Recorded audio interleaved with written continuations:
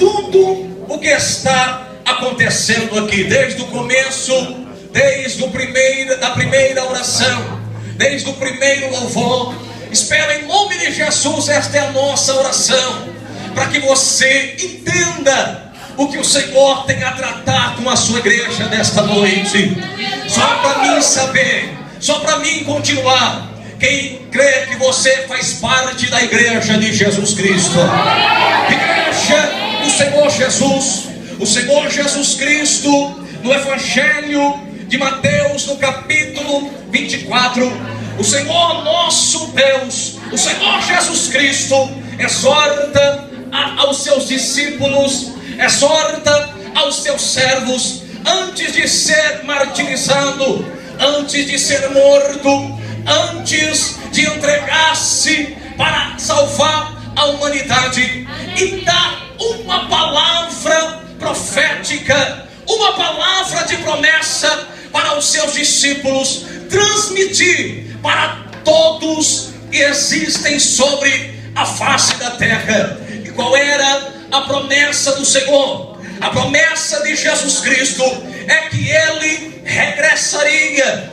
é que Ele voltaria, é que Ele retornaria a encontrar-se com a sua igreja novamente, com o seu povo a qual Ele escolheu, com o seu povo a qual Ele mesmo elegeu. E diz a Bíblia Sagrada que todas as vezes que Jesus se referia à sua morte, à sua ressurreição e à sua ascensão ao céu, a igreja ou os discípulos do Senhor não compreendiam muito bem acerca do que era isto. A Bíblia, meus irmãos, diz que em matéria de curar, o Senhor curou, e não tinha enfermidade que Ele não curasse. Se o câncer existisse no dia de Jesus, Ele estava com os dias contados, porque não teria vez para o nosso Senhor. Aonde Ele chegava, realizava sinais, milagres, prodígios e maravilhas, não a fim de se mostrar, não a fim de se aparecer,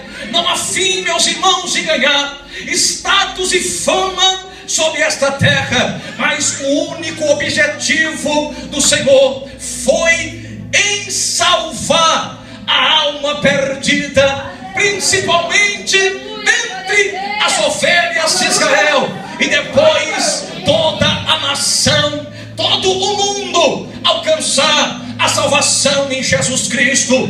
O Senhor só não tem poder para curar, o Senhor não somente tem poder para ressuscitar os mortos, mas o Senhor vem trazendo uma nova expectativa de vida para o homem. E qual é? Que um dia seguramente não choraremos mais, que um dia seguramente não precisaremos marcar mais consultas médicas, que um dia seguramente estaremos com um sorriso de orelha a orelha na frente do trono do grande Deus, o Todo-Poderoso.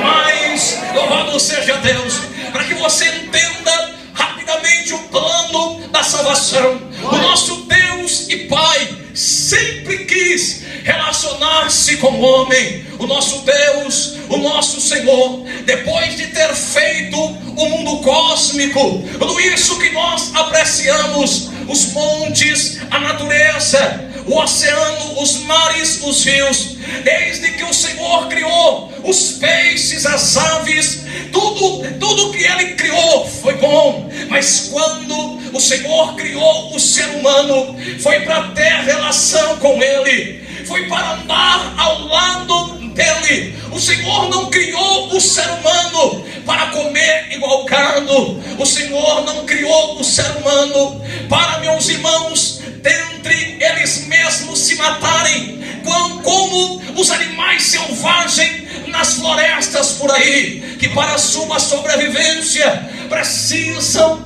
matar o mais fraco. O Senhor nosso Deus não criou o homem para matar uns aos outros. A origem do mal não está em Deus. A origem do sofrimento da raça humana não está no Senhor. Se porventura passou um vento na tua cabeça um dia e você olhou para o céu e disse: Deus, por que o Senhor permite que eu sofra tanto? Deus não quer que você sofra. Deus nunca quis que o homem sofresse. O único desejo de Deus, o único objetivo do Senhor era que o homem ficasse ao seu lado eternamente, é que o homem andasse com ele num jardim maravilhoso, é que o homem caminhasse com ele e na viração do dia ele conversasse face a face com o homem. Mas você sabe como é que é. O ser humano, ele escolhe o seu destino. É você que escolhe a vida que você quer levar. É você que escolhe o destino da sua vida. Se você for uma pessoa boa, você vai colher bons frutos. Mas se você for uma pessoa má, você vai colher maus frutos. O Senhor nosso Deus, Ele dota o homem de um livre arbítrio, não para o homem fazer o que quer, mas para o homem obedecer a sua palavra. Mas sabe como é que é? A Bíblia diz, meus irmãos, que entra dentro da história da criação do homem um que queria ser mais do que Deus queria, porque nunca será e nunca poderá chegar aos pés do grande e todo-poderoso. Que chegar, a Bíblia diz que ele desce a terra, é jogado, e o nosso Deus diz que maldita é a terra onde ele pisa, e ele vem para acabar com aquilo que Deus criou, principalmente com a imagem e a semelhança de Deus. Deixa eu te dizer uma coisa. Uma certa feita eu estava indo pregar em uma igreja em Guanazes, no Chamilândia. Alguns aqui conhecem. Eu estava na estação de Guanazes de trem. Eu estava esperando o irmão, o pastor da igreja, que ia me levar até a igreja. De repente, um homem mal vestido, maltrapilho, todo sujo, com cabelo grande, ele chegou em mim, colocou a mão no meu ombro, olhou dentro do meu olho e perguntou: por que que Deus permite que a gente sofra tanto? Eu disse para ele: moço, o Senhor Deus, o nosso Pai, Ele não criou o homem para sofrer. Deus, o nosso Senhor, o único objetivo dele é amar a sua vida. E quando Deus viu que a raça humana estava desfigurada pelo pecado, que a raça humana estava totalmente arrasada pelo pecado, Deus escreve o plano de salvação. E qual era o plano de Deus? Enviar aquilo que é mais importante para ele. Aquilo que era mais importante para Deus não era Miguel. Aquilo que era mais importante para Deus não era o anjo Gabriel. Aquilo que era mais importante para Deus não eram os querubins de Isaías, os serafins do livro do profeta Isaías. Mas diz a Bíblia, o que mais Deus amava era o seu filho. E como prova do amor de Deus, e como prova do amor do Senhor, a Bíblia diz que ele chama o seu filho e coloca uma responsabilidade naquele que será o Salvador de toda a humanidade, o Salvador de toda a terra, o Salvador de todo o planeta. A bênção não está sobre Miguel. Quem é que ele escolhe? O seu filho. E ele fala para o seu filho: vai lá e resgata o homem que eu criei. Vai lá e resgata o homem que eu criei. E diz para eles que um dia nós estaremos juntos na eternidade, que um dia nós desfrutaremos daquilo que Adão perdeu com a condenação do pecado. Diz para eles que um dia eles não vão chorar mais. Diz para eles que um dia eu trarei paz eterna para eles. Destruirei todo o mal, aniquilarei tudo aquilo que tentou um dia ser mais do que eu. Diz para eles que um dia eles estarão comigo para sempre. Quem quer morar com ele para sempre?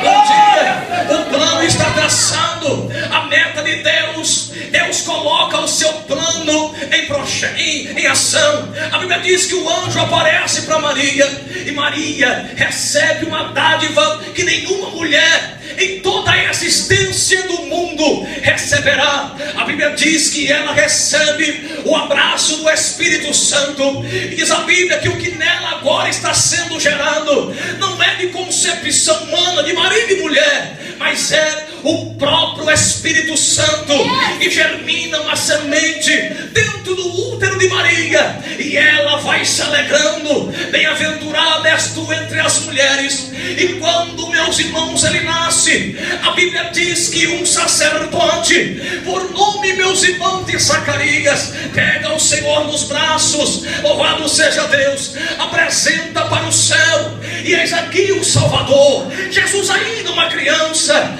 eis aqui o Salvador. Jesus cresce, começa a pregar o Evangelho, entra nos templos, na sinagoga dos judeus, aonde a lei era observada, aonde a lei era tradicionalmente observada. Ninguém podia tropeçar em nenhum parágrafo da lei. E diz a Bíblia Sagrada que, usando o mesmo livro da lei, Jesus abre o entendimento deles e começa, livro por livro, a anunciar a sua existência, desde o Êxodo, desde o Gênesis. Todos os livros da Bíblia Sagrada apontam para o Senhor Jesus Cristo. Os olhos de todos na sinagoga estão atentos para Ele, todos estão observando as suas atitudes. Alguns cutucam os outros e perguntam: não é este o filho do carpinteiro José? Quem é que ensinou essas palavras para ele? Jesus vai crescendo, e quando já adulto, ele coloca agora uma responsabilidade na mão de simples homens. Aquilo que Deus passou para ele, aquilo que Deus determinou para ele, aquilo que Deus disse para que Jesus viesse anunciar. Agora o Senhor Jesus Cristo pega tudo aquilo que Deus deu para ele, chama 12 homens, enche eles do Espírito Santo e fala: agora eu vou para o Pai, agora é a vez de vocês, agora tudo está na mão de vocês. Eu estou me ausentando, eu estou partindo, regressando para o céu. E a Bíblia diz que houve um horroroso, se preocuparam, porque quem não quer estar ao lado de um homem poderoso? Quem é que não quer estar ao lado de um homem que faz milagre? Quem é que não quer estar ao lado de um homem que ressuscita os mortos? Quem é que não quer andar com esse homem? Quem é que não quer orar junto com esse homem? A Bíblia diz, meus irmãos, que o Senhor Jesus Cristo chama os seus discípulos, e antes ainda de se ascender ao céu, Atos capítulo 1, ele dá uma ordem: preguem o Evangelho, anunciem o Evangelho.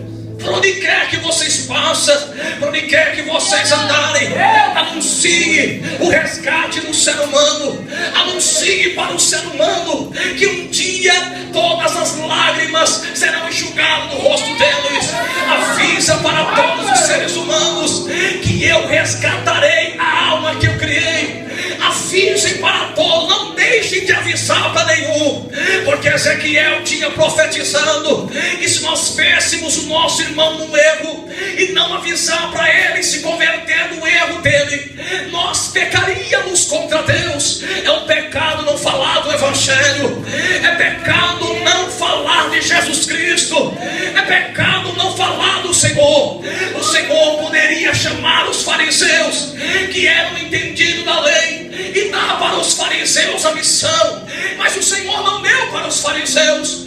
O Senhor Jesus poderia chamar os saduceus e dizer para eles: olha, vai, anuncia, mas não foi para os fariseus que Jesus mandou que eles anunciassem. A Bíblia Sagrada diz que o Senhor Jesus Cristo levanta e funda uma igreja. A Bíblia diz que o fundamento principal é Ele mesmo, e confia a 12 homens carnais que nem eu e você, 12 homens comedor de arroz e feijão que nem eu e você, determinados para sair pelo mundo pregando a palavra de Deus, pregando a salvação em Jesus Cristo. E qual é a ordem?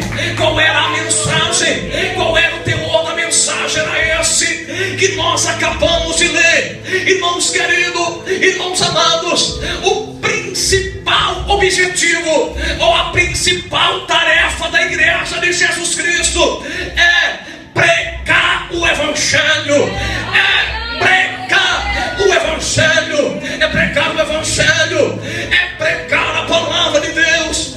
Mas quando Jesus sobe ao céu, a Bíblia diz que eles se trancam no quarto, se trancam dentro da sinagoga. E agora, como é que iremos? Como é que nós avançaremos? Olha a multidão que está em Jerusalém, olha a multidão que está à nossa volta. A Bíblia diz que eles oraram a Deus, oraram ao Senhor, confiaram na promessa de Deus. O Espírito Santo veio, capacitou aqueles 12 homens, e eles foram incendiados pelo poder do Espírito Santo. Você sabe, eu conheço o resultado. A Bíblia diz que eles saíram, pregaram o Evangelho.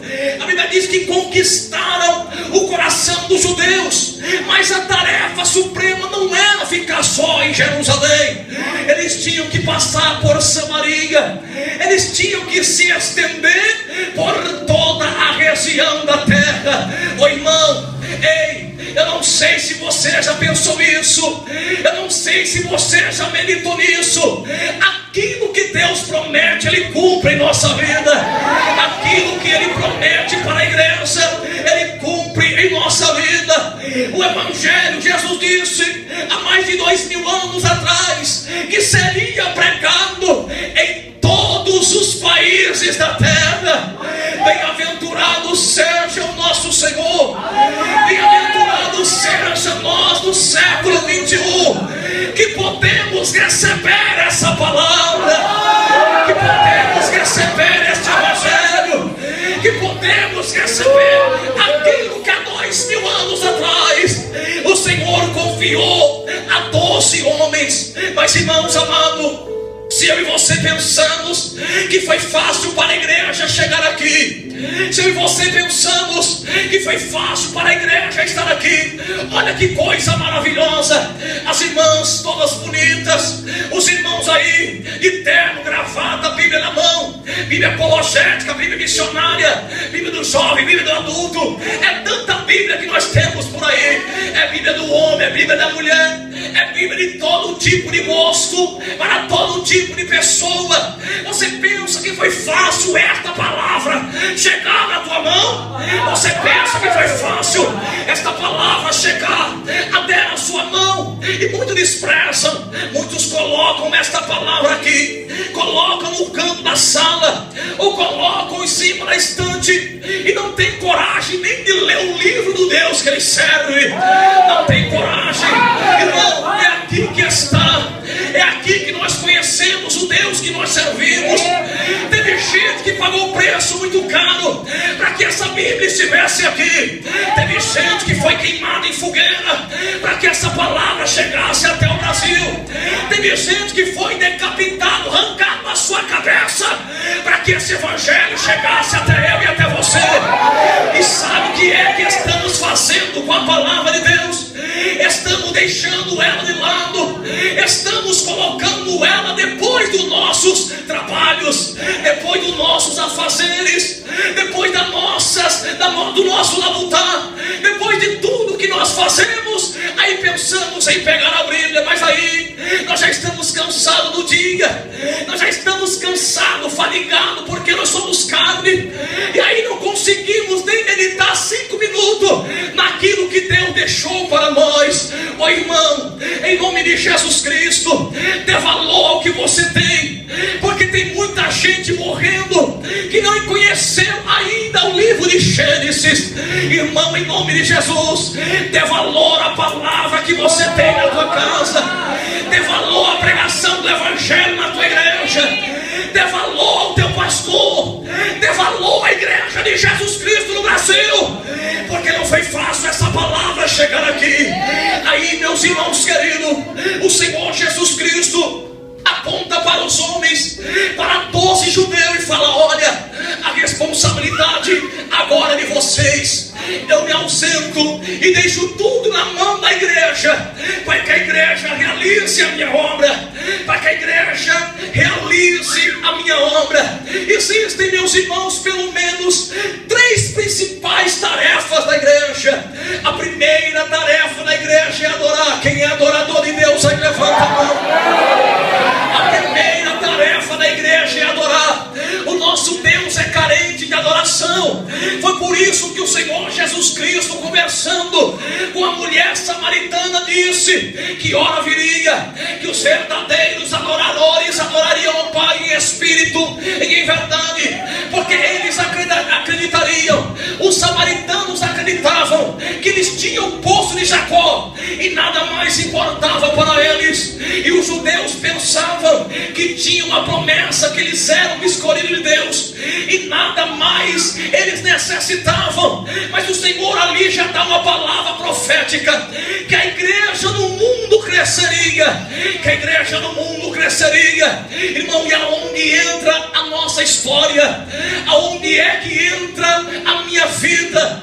Aonde é que entra a tua vida? A segunda tarefa da igreja, a segunda tarefa da igreja suprema, que o Senhor Jesus estabelece, é que ela venha a ser um corpo, e como corpo ela tem que edificar uns aos outros. Ela tem que ajudar o mais fraco, o mais forte tem que ajudar o mais fraco, o que não caiu tem que ajudar o que caiu, o que está de pé tem que ajudar aquele que está deitado. Essa é uma missão, a segunda da igreja. Mas é sobre a terceira missão que eu gostaria, em poucos minutos já vou encerrar. A terceira missão suplementar da igreja é anunciar o Evangelho. Eu quero dizer para você que o Senhor Jesus não confiou a outro grupo religioso essa tarefa. E quando os judeus se depararam com a pregação para o mundo, houve uma barreira.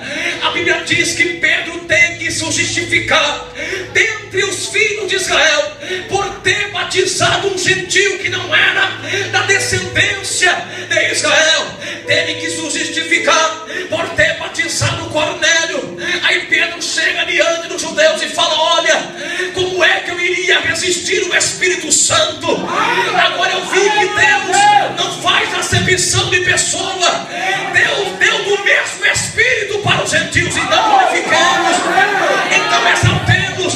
Era uma barreira muito grande, era uma barreira muito grande. Os judeus pregarem para o mundo. Aí Deus, o nosso Pai, levanta um homem destemido, escolhe dentre os filhos de Israel um homem cuja natureza é romana, é gentia, mas foi criado dentro do judaísmo. Qual é o nome dele? Paulo ou Saulo. A Bíblia diz que Deus dá a Saulo a oportunidade de fazer aquilo que nós estamos fazendo aqui, de fazer aquilo que estamos reunidos aqui. A mensagem central de Paulo era Cristo. A mensagem central do Evangelho que Paulo pregava era Jesus de Nazaré. Não existia outro, não existia outro. A Bíblia diz que Paulo pregou, e quando Paulo escreveu aos Romanos, que nós lemos, meus irmãos queridos, a Bíblia diz que ele encontra algumas dificuldades dentro da igreja de Roma. Sabe qual era o sentimento do romano? Era que eles agora não eram de Deus, mas os judeus olhavam para os crentes de Roma e menosprezavam. Não, a promessa está sobre o judeu. Aí o romano do outro lado dizia: não, o Senhor Jesus veio para salvar o mundo inteiro e não somente os judeus. A Bíblia diz que por causa da tradição da lei, eles recusam a salvação de Jesus, e agora a tarefa está sobre a igreja gentia. A tarefa, a missão agora é transferida ao apóstolo Paulo. Na epístola de Romanos, ele tenta explicar para os judeus, ele tenta convencer os crentes de Roma que estavam com a sua fé inabalável, que toda a tradição da lei agora tinha passado, e que o justo não era mais justificado pela obra, mas sim pela fé. Quando eu leio isso, eu lembro de Martinho Lutero, quando subia as escadas da catedral em Roma. A Bíblia, a história diz que Lutero E quando ele subia de joelhos para pagar uma penitência, a voz do Espírito Santo bradou, meus irmãos queridos, no ouvido e no coração de Lutero, dizendo que o justo viveria agora na fé, não pelas obras, para que o homem se glorie. Pois bem, a Bíblia diz que os judeus rejeitam a salvação. E agora o que fazer com o Evangelho? O que fazer com a palavra? Será que conseguiremos calar a igreja? Será que agora conseguiremos colocar